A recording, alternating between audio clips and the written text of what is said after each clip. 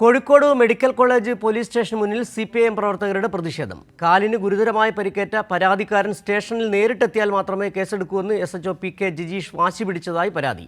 ഇതോടെ പൂവാട്ടുപറമ്പിലെ CPIM പ്രവർത്തകർ പരാതിക്കാരനെ സ്ട്രക്ചറിൽ കൊണ്ടുവരികയായിരുന്നു.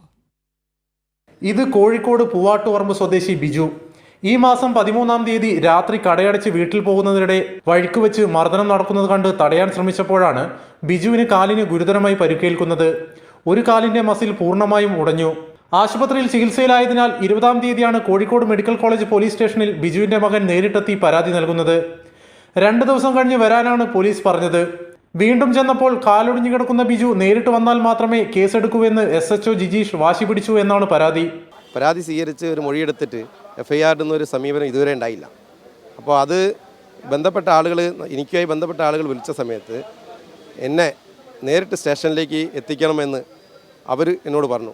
ഈ പോയാലേ കേസെടുക്കുള്ളൂ. അപ്പോൾ അതാണ് ഞാൻ എൻ്റെ പ്രവർത്തകരൊപ്പം ഞാനിവിടെ ഈ സ്റ്റേഷനിലേക്ക് വരേണ്ടി വന്നത്. ഒരു പോലീസുകാരിൽ നിന്ന് പ്രതീക്ഷിക്കാത്ത പെരുമാറ്റമാണ് SHOയിൽ നിന്നും ഉണ്ടായതെന്ന് CPIM കോഴിക്കോട് ജില്ലാ കമ്മിറ്റി അംഗം ഷൈപ്പു പറഞ്ഞു.